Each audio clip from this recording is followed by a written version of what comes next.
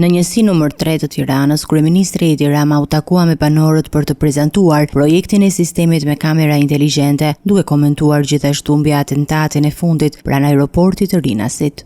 Nëse do të kishim atë sistem në këmbë, ajo ngjarja e Rinasit që ndodhi do të ishte zbardhur në kohë reale. Po nuk është problemi tek zbardhja. Problemi është që në momentin që ai sistem funksionon, parandalon, siç e ka treguar rasti në Emirate apo në vende tjera që kanë sisteme të tilla, parandalon në mënyrë jashtëzakonisht efikase. Ne jo vetëm që do ta kemi këtë sistem, por do t'i shohim hajrin edhe besoj që do na ndihmojë edhe për shqetësimin shumë të drejtë që ngritet. Drejtimi i bashkisë më të madhe në vend nuk pun të bëhet me delegim, tha Rama duke u referuar vendimit të gjykatës kushtetuese për kryebashkiakun Erion Veliaj. Asnjë qytet nuk mund të qeveriset me telekomand apo me delegim, por mendimi ndryshe i gjykatës kushtetuese të çon në konkluzionin që kur kryetari i bashkisë të shkojë atje për të kërkuar të kthehet në zyrë, gjykata kushtetuese ta kthejë në zyrë. Gjatë fjalës së tij, kryeministri nuk kurseu ironin për opozitën dhe kandidatin e pavarur në kryeqytet, ndërsa konfirmoi se kandidatura e Partisë Socialiste mbetet Ogerta Manastirliu. Që një parti,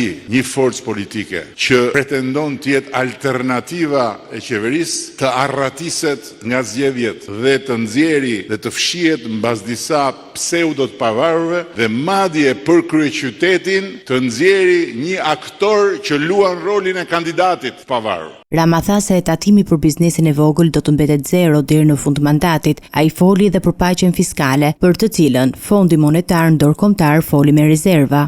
Paqja fiskale është një marrëveshje me sipërmarrjen për të rënë dakord një shumë të dakordsuar tatimi. Nga ana tjetër do japim mundësi kompanive që të rishikojnë bilancet e tyre dhe të korrigjojnë bilancet e 3 viteve të mëparshme, duke bërë që për çdo bilanc të korrigjuar me rritje, tatimi që ata do të paguajnë të jetë vetëm 5%.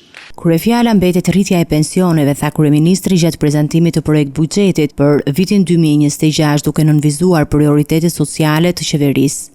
Do të arrijm objektivin që pensionin mesatar të plot në zonat urbane ta kemi 400 euro dhe pensionin minimal në zonën rurale ta kemi 180 euro.